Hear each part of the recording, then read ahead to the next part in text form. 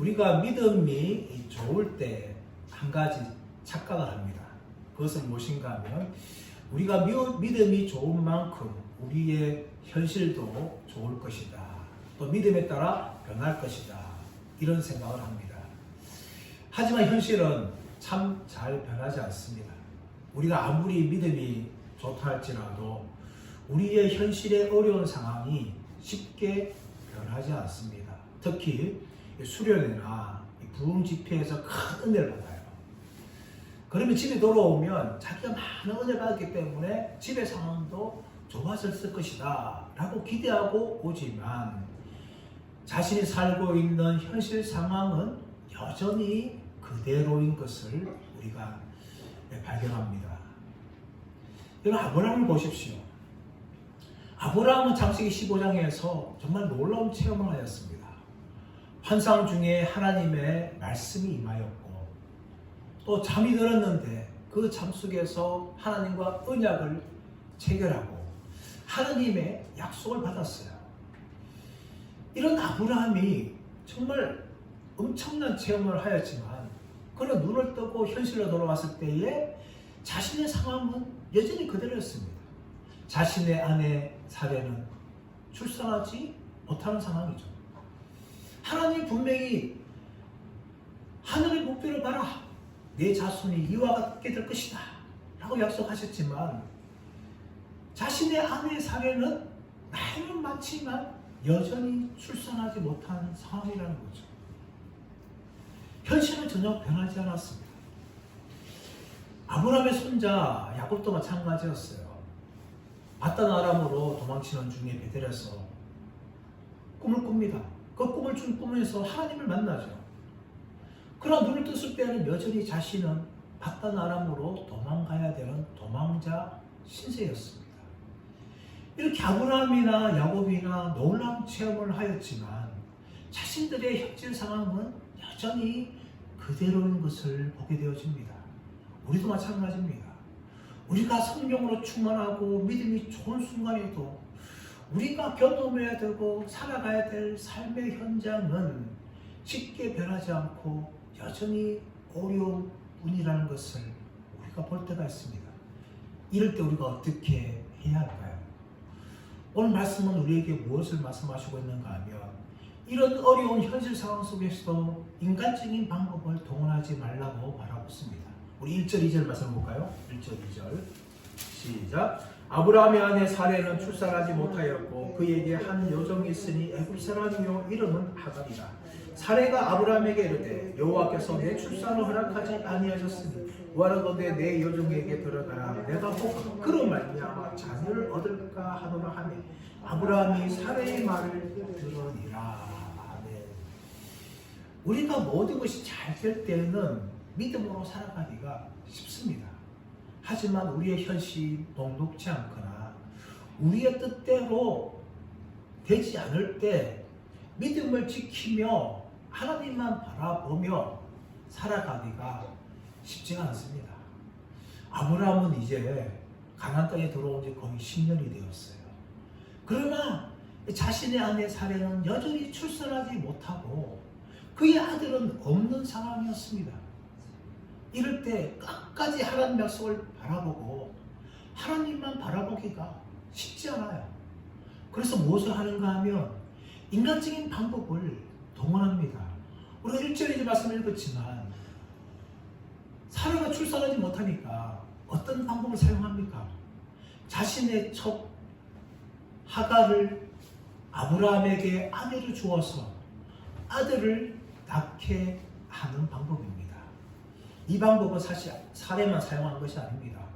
그 당시에 고대 근동의 문서를 보게 되어지면 아내가 아들을 낳지 못하면 남편으로 하여금 처벌을 얻거나 자신의 여정을 남편에게 출산할 수 있도록 내어주는 관습이 그 당시에 있었어요. 그러므로 사례의 이런 방법은 일반적으로 통용되는 방법이었습니다. 그뿐만 아니라 아직까지 하나님께서는 사례를 통하여서 아들을 줄 것이다 라는 분명한 말씀을 하지 않았어요. 아브라함에게서 날짜가 네 상속자다 라고 말했지만 그것이 바로 사례라는 것을 분명히 말씀하지 않았어요. 그러므로 사례는요, 충분히 인간적으로 생각한 거예요. 지금 내가 나이가 많아서 아브라함의 아들을 낳을 수 없는 상황이니까 이 젊은 여자인 하갈을 아들을 주어서 아들을 낳게 하자. 얼마든지 통용되는 방법이었습니다. 그리고 그 당시에 이 하갈의 나이는 학자들에 의하면 겨우 10대 정도의 나이라는 거예요. 그렇다면 얼마든지 생산력이 있지 않습니까? 이런 상황에서 사례는 자신의 머리를 동원해서 자신의 여종인 하갈을 아브라함에게 첩으로 내어줍니다. 너무나 상식적이고 일반적으로 사용될 수 있는 방법이었지만 결코 하나님께서 기뻐하시는 방법은 아니었다는 겁니다. 이처럼 우리는 현실의 어려운 문제를 당할 때에 끝까지 하나님만 바라보고 의지하고 살아가기가 결코 쉽지 않아요.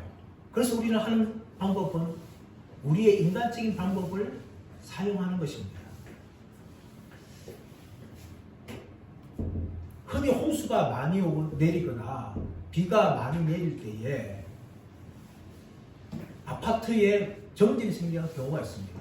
대규모 정진이 생기죠. 그때 아파트는 어떻게 합니까? 아파트 내에 이 자체적인 발전을 또 가동합니다. 그래서 전기를 가동시키는 거죠. 임시적으로 뭐 1시간, 2시간 정도는 그렇게 해서 아파트에 불이 들어오게 할 수가 있는 겁니다.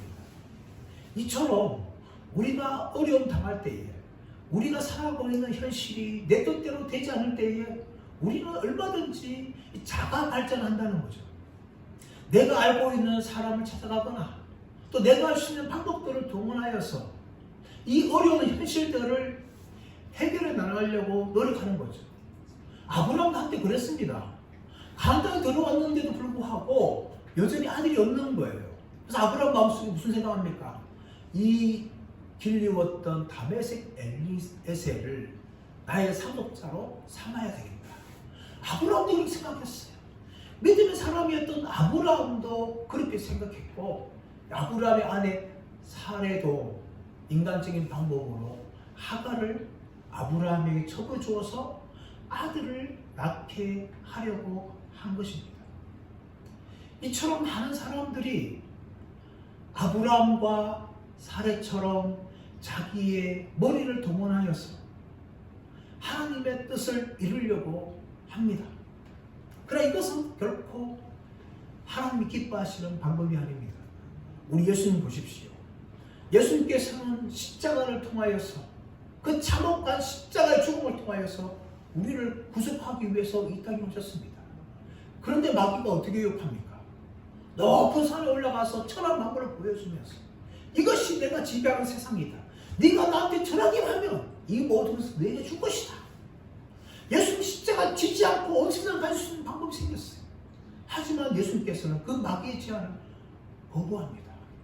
마귀야 물러가라. 오직 하나님만 경배할지어다 하면서 쉬운 방법을 거절하고 십자가 구속을 통하여서 세상을 구원하시는 그 고난의 길을 예수님이 가신 거예요. 우리가 현실의 문제가 어려움이 생길 때에 우리는 믿음의 길을 가야 돼요. 여러분, 믿음이 무엇일까요? 믿음은 기다리는 것입니다. 조급하지 않는 거예요. 기다리는 거예요. 우리나라의 외국 사람들이 처음 오면 빨리 이 말을 제일 빨리 배운다는 거예요. 물론 우리가 고도 성장을 이루는 것은 이 빨리가 있었기 때문에 우리나라가 이처럼 성장한 거예요. 하지만 믿음의 세계에서는요, 빨리가 없어요. 우리의 시간대로 빨리. 하나님의 시간과 하나님의 계획과 뜻은 우리의 시간과 우리의 계획과 뜻과 전혀 다릅니다. 그래서 우리는 어떻게 되는가 하면 하나님의 계획과 뜻이 이루어질 때까지 인내하며 기다려야 돼요. 그래서 인내라는 건요, 믿음의 또 다른 표현이에요. 믿음은 또 무엇입니까? 믿음은 자포자기가 아니라 자기 포기입니다. 우리를 부인하고 우리의 계획을 부인하고 우리의 생각을 부인하고 하나님의 뜻과 계획에 우리를 전적으로 맡겨드리는 것이 믿음입니다.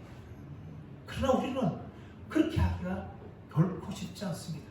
아브라함이나 이 사례처럼 우리의 인간적인 생각과 방법을 통하여서 이 어려운 현실을 이겨나가려고 많이 노력하는 것이 바로 우리들의 모습이라는 거죠. 두 번째는 불신앙의 말에 현혹되지 말아야 됩니다. 우리 2절 3절 말씀 다시 한번 볼까요? 2절 3절 시작. 사례가 아브라함에게 이르되 여호와께서 내 출산을 허락하지 아니하셨으니 원하건대 내 여종에게 들어가라. 내가 혹 그로 말미암아 자녀를 얻을까 하노라 하며 아브라함이 사례의 말을 들으니라. 아브라함의 아내 사례가 그 여종 애굽 사람 하갈을 데려다가 그 남편 아브라함에게 첩으로 줄 때는 아브라함이 가나안 땅에 거주한 지 10년 후였더라. 여러분 지금 사례가 자신의 첩을 하갈을 아브라함에 주려고 할 때에 사정하는 말을 보십시오. 자, 2절 말씀 보시면 중요한 단어 무엇인가 하면 원하건대 내 여종에게 들어가라. 그리고 내가 혹 그로 말미암아 자녀를 얻을까 하노라. 여기서 원하건대 혹 이것은 사례가 얼마나 조급했는지 그리고 얼마나 아브라함이 탁달렸는지를 아는 거예요. 내가 원한다. 그러면 혹시라도 아냐? 자녀를 어떻게 될지 하면서 사례가 아브라함에게 하갈을 첩으로 주고 아브라함은 사례의 말을 듣고 하갈을 첩으로 드립니다. 그런 말면 나중에 출산하게 되는 거죠. 아브라함은 왜 하갈을 첩으로 치겠습니까? 사라가 그렇게 간절히 울기 때문에요. 내가 원한다. 혹 하면서 아브라함의 마음을 흔드니까 아브라함이 하갈을 자신의 첩으로 취한 거죠. 믿음의 사람 아브라함이라면 중심을 잡고 자기가 환상 중에 말씀을 들었고 또 잠을 자면서 하나님과 언약을 체결하였고 약속을 받았다면 무슨 말 아니냐 기다려봐라 하면서 중심을 잡아야 되는데 아브라함은 사라의 말을 듣고 젊은 여종인 하갈을 첩으로 취한 거죠. 우리 이런 모습을 누구에게서 보았습니까? 이미 아담에게서 보았어요. 아담에게서. 하나님 분명히 아담에게 이 선악을 알게 하는 나무의 열매를 먹으면 반드시 죽는다. 정령 죽는다. 그렇게 말씀하셨어요. 그러면 하와가 선악을 알게 하는 나무의 열매를 따가지고 자기를 줄 때에 호통을 치하죠. 호통을 치하죠. 이것을 먹으면 죽어! 하면서 호통을 치야 되는데 하와도 먹고 아담도 받아서 먹었어요. 여러분 아브라함에게 사례가 있었고 아담에게 하와가 있었어요. 그들은 불신앙의 말로 믿음의 사람들을 흔들었고 믿음의 사람들은 다 넘어졌어요. 아브라함도 넘어졌고 아담도 넘어졌어요. 여러분 이처럼 불신앙의 말은요 믿음의 사람들의 믿음을 완전히 흔들어버리고 넘어지기까지 할 수 있다는 겁니다. 우리는 이스라엘 백성들을 보면서 얼마나 보게 되어집니까? 이스라엘 백성들이 하나님의 은혜로 출애굽을 하게 되어지죠. 또 홍해가 갈라지는 기적을 보았어요. 그런데 광야의 길을 걸어가면서 먹을 것이 없으면 먹을 것이 없다고 불평하고 물이 없으면 물이 없다고 불평하고 길이 험하면 길이 험하다고 불평했습니다. 그 이유가 뭡니까? 이스라엘 백성들 안에 있는 중단 잡족들이 원망을 시작한 거예요. 불평을 시작한 거예요. 그러니까 이스라엘 백성들도 흔들려서 함께 모세를 향하여 하나님을 향해서 원망하고 불평하는 거죠. 심지어 민수기 13장 14절 말씀을 보시면 12정탐꾼이 40일 동안 저 가나안 땅 정탐하면서 보고하죠. 그럴 때 10명은 불평을 이야기하고 2명이 여호수아와 갈렙만이 믿음의 말을 합니다. 하지만 이스라엘 백성들은요 10명의 이 불평한 사람들의 마음을 듣고 완전히 다 흔들려서 모세를 향하여 원망하고 하나님을 향하여 불평하고 말합니다. 그로 인하여 40년 동안 광야의 뺑뺑이 생활을 하는 그런 심판을 받게 되는 겁니다.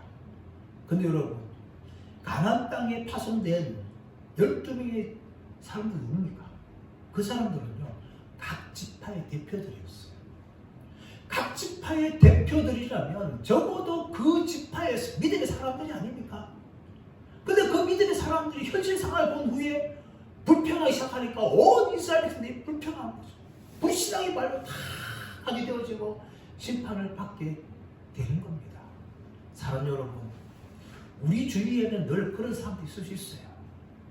아브라함에게 사례가 있고 아담에게 하와가 있었고 이스라엘 백성들에게 중단 잡족들이 있었고 또 이스라엘 백성들 중에 10명의 불평하는 이 대표자들이 있었어요. 여러분, 우리 주위에는 늘 그런 사람들이 있을 수 있습니다. 하지만 여러분, 우리는 믿음을 지켜야 해요. 믿음의 사람들이 그 불신의 말에 흔들리게 되어지면 더 이상 소망이 없는 거예요. 우리가 믿음을 지키기 위해서 우리는 어떻게 해야 됩니까? 현실의 상황을 바라보는 것이 아니라 이 약속의 말씀을 붙잡아야 돼요. 고린도후서 1장 20절 말씀은 무엇을 말하고 있습니까? 하나님의 약속은 얼마든지 이해가 되나니 우리가 그런 말미암아 아멘하여 하나님께 영광을 돌리게 되느니라. 우리는 현실 상황이 어렵지만 하나님 약속을 붙잡고 아멘 믿습니다 하고 나가야 되는 거예요. 여러분, 예수님께서 마가복음 9장에서 귀신 들린 소년을 보았어요. 귀신 들린 소년 아버지가 제 아들을 데려왔는데 제 아들을 고치지 못하는 거예요. 그래서 예수님께 무슨 말 합니까? 예수님, 할 수만 있으면 내 아들을 고쳐주옵소서. 그 말을 할 때 예수님께서 할 수 있거든 무슨 말이냐? 믿는 자에게는 능치 못할 일이 없느니라 말씀하시면서 그 귀신 들린 소년을 예수님이 치유해주셨어요. 사랑 여러분, 우리 상황은 여전히 오래 살 수 있습니다. 힘들어요. 변하잖아요. 그러나 우리 그 속에서 우리가 믿음의 사람이라면 약속의 말씀 붙잡아야 돼요. 하나님을 바라봐야 돼요. 그리고 우리의 입에서는 불평과 원망과 불신의 말을 할 것이 아니라 믿음의 말을 하고 믿음의 약속을 말해야 됩니다. 그럴 때 우리가 이 변하지 않는 현실 속에서 끝까지 믿음으로 승리할 수가 있는 겁니다. 세 번째로 본문의 말씀은 인간적인 방법은 반드시 인간적인 결과를 가져온다는 것을 말하고 있습니다. 우리 4절에서 6절 말씀, 4절에서 6절 말씀 읽겠습니다. 시작. 아브라함이 하갈과 동침하였더니 하갈이 임신하매 그가 자기의 임신함을 알고 그의 여주인을 멸시한지라. 사례가 아브라함에게 이르되 내가 받는 모욕은 당신이 받아야 옳도다. 내가 나의 여종을 당신의 품에 두었거늘 그가 자기의 임신함을 알고 나를 멸시하니 당신과 나 사이에 여호와께서 판단하시기 원하노라. 아브라함이 사례에게 이르되 당신의 여종은 당신의 수중에 있으니 당신의 눈에 좋을 대로 그에게 행하라 하매 사례가 하갈을 학대하였더니 하갈이 사례 앞에서 도망하였더라. 이제 아브라함이 하갈과 동침합니다. 그 결과 어떻습니까? 하갈이 임신하는 거죠. 사례는 나이가 많고 하갈은 젊은 여종이에요. 그래서 하갈이 쉽게 임신하게 된 겁니다. 그런데 이것으로 끝난 것이 아니에요. 어떤 일이 발생합니까? 4절 말씀 보시면 그가 자기의 임신함을 알고 그의 여주인을 멸시한지라 라고 이야기합니다. 하갈이 임신함을 알았어요. 아브라함이 하갈과 동침하여서 하갈이 임신한 거죠. 근데 이 동침했다는 이 단어를 보면 성경에서 여러 가지 단어로 사용되어집니다. 우리가 잘 알고 있는 것은 아담이 하와와 동침함의 야다, 그 야다죠. 또 한 가지 단어를 무엇인가 하면 사카브, 눕다, 기대다 라는 단어가 있어요. 근데 오늘 말씀에서 이 동침했다는 단어는 야다도 아니고 사카브도 아니고 보라는 단어거든요. 보. 이것은 무슨 의미를 가지고 있는가 하면 단지 한 번 동침한 것이 아니라 부부 생활을 했다는 거예요. 아브라함은 이 젊은 여종인 하갈을 정식으로 처음으로 받아들였어요. 그리고 부부로서 그렇게 산 거예요. 살다 보니까 하갈은 자기가 임신도 했고 그리고 아내로 사랑받으니까 이 자기의 여주인 사례가 별로 중요한 사람을 안 보인 거예요. 무시하게 되는 거죠. 이 멸시했다는 단어가 히브리 단어 칼날입니다. 칼날. 이 칼날은 12장 3절에서 내가 너를 저주한 자에게 저주하겠다 할 때, 하나님 말씀하실 때에 그 저주라는 단어예요. 더 나아가서 이 멸시한다는 이 칼날은 무시하다 라는 의미가 들어있어요. 하갈은 자신의 여주인 사례를 지금까지 주인으로 섬겼어요. 그런데 아브라함 말미암아 첩이 되고 또 아브라함의 아들도 갖게 되어지니까 마음 가운데 교만이 생긴 거죠. 그래서 사례를 향하여서 나도 아브라함의 아내고 너도 아브라함의 아니다 하면서 만만해 본 거죠. 또 사례를 아들이 못 낳으니까 더 만만한 거죠. 그래서 여주인을 멸시하니까 사례가 가만히 있겠습니까? 사례가 분노를 터뜨리죠. 자, 5절 말씀까지 보시면 사례가 아브라함에게 이르되 내가 받는 모욕은 당신이 받아야 옳도다. 내가 나의 여정을 당신의 품에 두었거늘 그가 자기의 임신함을 알고 나를 멸시하니 당신과 나 사이에 여호와께서 판단하시기를 원하노라. 여러분 이 5절 우리가 읽으면 사실은 이거는 이 사례가 얼마나 분노한지를 정확히 몰라요. 그러나 사례가 사용했던 말들을 보십시오. 얼마나 분노했는지. 내가 받는 모욕은 당신이 받아야 옳도다. 지금까지 여러분 사례의 입에서 아브라함에게 향하여서 당신의 말 사용한 적이 없어요. 그만큼 지금 사례는 아브라함에게 분노를 터뜨린 거예요. 당신의 말 사용하면서. 더 나아가서 뭡니까? 내가 나의 여정을 당신의 품에 두었거늘 그가 자기의 임신함하고 나를 멸시하니 당신과 나 사이에 하나님께서 판단하시기를 원하노라. 이렇게 말하는 거죠. 당신과 나 사이에 하나님께서 판단하시기를 원하노라. 그래서 굉장히 부드러운 번역으로 번역한 겁니다. 이 말을 다시 바꾸면 당신과 나 사이에 하나님이 판단하는 것이 마땅하다. 그것도 뭐라는 하나님의 이름까지 들먹이면서 하나님의 이름을 망령되이 여기면서 지금 사례는 자기의 분노를 이토록 그렇게 터뜨리는 거죠. 잠언서 22장 9절 말씀 보시면 다투는 여인과 큰 집에서 사는 것보다 차라리 움막에서 혼자 사는 것이 낫다라고 이야기합니다. 그만큼 이 여인의 분노는요 남자들이 감당하기가 쉽지 않아요. 쉽지 않아요. 남자들은 분노할 때가 많지만은 이 여자들이 분노할 때는요 남자들이 너무 무서운 거예요.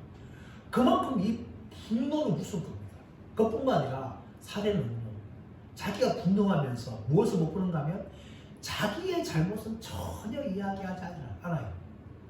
이런 모든 사건의 원인 누구에서 시작했습니까? 사례부터 시작해요. 사례가 아브라함에게 촉으로 줄 것을 제안한 거죠. 자신의 잘못은 이야기하지도 않고 일방적으로 아브라함이 잘못했다고 그 분노를 완전히 터뜨려버려요. 하나님의 이름까지 들먹이면서 사례는 그토록 아브라함에게 분노를 표현합니다. 그러자 아브라함이 어떻게 합니까? 사례의 제안을 다 받아들입니다. 6절 말씀 보십시오.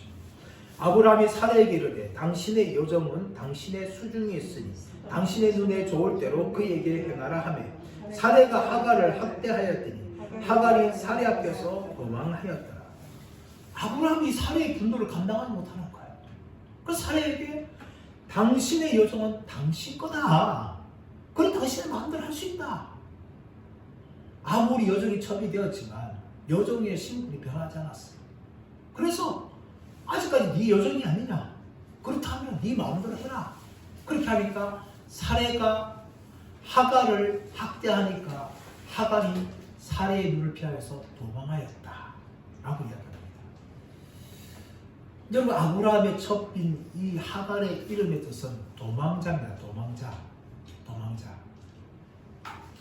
여러분 원래 이 하갈이 아니었을 거예요. 근데 모세가 이런 사건이 일어나니까 이 하갈의 이름을 하갈이라고 부릅니다. 하갈. 도망자다. 여정이 무슨 이름이 제대로 있었을까요? 그래서 모세가 하갈이 도망하니까 이름을 하갈이라고 그렇게 부른 거죠. 사례로 말미암아 이 아브라함의 가정이 풍비박산합니다. 아브라함보다 갈등하고 첩으로 죽었던 젊은 여종 하갈은 도망칠 수밖에 없는 그런 상황이 발생한 거예요. 한 가정 안에 아내가 여러 명이 되니까 이런 일이 발생한 거죠. 야곱의 가족도 그렇지 않습니까? 야곱이 외삼촌 라반에 속아서 레아를 아내로 먼저 봤습니다. 그리고 자신이 사랑했던 라헬을 아내로 받아들이죠. 이 아내가 둘이 되니까 치열하게 이 야곱을 향한 사랑 싸움을 하게 되는 거죠. 가정의 평화가 사라지고 서로 경쟁하는 거죠. 아들을 낳으려고. 그런 가정이 바로 야곱이 가정되어서 야곱에는 아내가 4명이 되었습니다. 오늘날도 마찬가지입니다. 오늘날도 수많은 가정들이 여러분 이런 문제들 때문에 깨어지기도 하고 아픔이 생기기도 합니다. 제가 어릴 때에 큰 충격받은 사건이 2가지가 있었어요. 그 사건 중에 하나는 저희 어머니와 굉장히 친했던 동네 이 후배 아주머니였어요.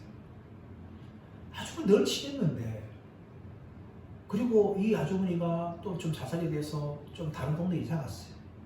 그런데 들려온 소식은 무엇인가 하면 그 아주머니가 약을 먹고 죽었다는 거예요. 사연이 무엇인가 하면은 그 남편이 아내 몰래 바람을 피우고 2집 살림을 차린 거예요. 그래서 이 어머니의 후배 아주머니가 충격받아가지고 그만 약을 먹고. 근데 그때 그 집에 저보다 1살 어린 아들 또 2살 정도 어린 아들이 있었어요. 2명 있었어요. 저는 어릴 때 너무 충격받았어요. 또 한 가지 사건은 무엇인가 하면 같은 동네 사는 가정인데 이 남편이 다방 내지었다 바람이 난 거예요. 그래가지고 이 아내가 충격받은 거예요. 결국은 이혼하게 된 거예요. 여러분 이것이 벌써 몇 년 전 이야기인가 하면은 거의 50년 전 사건이 50년 전 사건. 근데 이 50년 전 사건이 여러분 지금도 반복되고 있어요. 지금도 대한민국 땅에서 한국교회 내에는 수많은 가정에서 이런 일들이 여전히 발견되고 있습니다. 충격적인 것은 불신자의 이혼율이나 오늘날 기독교의 이혼율이 별 차이가 없다는 거예요. 그 중에 한 가지가 바로 이런 문제를 하는 거예요. 여전히 우리는 이런 변하지 않는 현실 속에서 살아갈 수밖에 없는 상황에 처할 때가 얼마든지 많습니다. 그리고 이를 통하여서 우리가 인간적인 방법을 동원하여서 이런 인간적인 아픔과 상처들이 가정 안에서 발생하는 것을 우리가 보게 되어집니다. 사람 여러분, 우리가 변하지 않는 이런 현실을 살아갈 때 우리는 어떻게 해야 됩니까? 우리는 기도해야 됩니다. 기도해야 돼요. 어떤 사람은 그래요. 기도가 능사냐? 여러분 그것은 믿음이 없는 사람들의 이야기입니다. 우리는 약하지만 기도할 때에 하나님이 일하십니다. 여러분 지금 사례가 자신이 임신하지 못할 때 무엇을 안 한 거예요? 기도하지 않습니다. 성경에 사례가 기도했다는 내용이 없어요, 여러분. 근데 여러분 이 사례가 낳았던 이삭이 40이 넘어서 늦장가를 갑니다. 근데 자신 아내 리브가가 임신하지 못하는 거예요. 그때 이삭이 무엇을 한지 아십니까? 이삭이 하나님을 향하여서 간절하게 리브가의 테이블을 열어달라고 기도한 거예요. 아브라함도 기도하지 않았고 사라도 기도하지 않았습니다. 변하지 않는 현실, 나이가 많이 들었지만 사례가 아이를 낳지 못한 그 상황 속에서 아브라함도 기도하지 않았고 사례도 기도하지 않았어요. 그래서 이들은 했던 것이 무엇입니까? 인간적인 방법을 동원하는 거죠. 기도의 사람 한나를 보십시오. 한나도 테이블이 다쳤습니다. 하나님이 다치신 거예요. 그때 사랑하는 일이 무엇입니까? 하나님 앞에 나아가서 통곡하면서 하나님께 아들을 달라고 간절하게 기도하는 거예요. 그때 하나님께서 이 한나의 기도를 들으시고 한나의 대문을 열으셔서 사무엘을 낳게 하신 것이죠. 사람 여러분, 우리가 살아가는 현실이 변하지 않을 때가 많습니다. 그때 우리가 믿음의 사람이라면 기도해야 됩니다. 하나님, 이 현실을 나의 힘으로 바꿀 수가 없습니다. 그러나 하나님은 전능하신 분이십니다. 하나님, 나에게 은혜를 주옵소서. 그렇게 우리가 기도해야 됩니다. 그리고 더 나아가서 우리는 인내해야 합니다. 인내해야 돼요. 기도하면서 인내해야 돼요. 예수님께서 누가복음 18장 말씀에서 불의한 재판장과 과부의 비유를 들으면서 인자가 올 때에 믿음을 보겠느냐 라고 말씀하셨어요. 사람 여러분, 인내하시길 바랍니다. 인내는, 기다림은 믿음의 또 다른 표현입니다. 우리가 살아가는 현실은 우리의 생각과 뜻대로 변하지 않습니다. 하지만 그때마다 낙심하지 마시고 기도하시길 바랍니다. 그때마다 낙심하지 마시고 기다리시기 바랍니다. 그럴 때 하나님께서 우리를 위해서 일하시는 것을 체험하시는 저와 여러분 모두가 되시기를 예수님의 이름으로 축원합니다.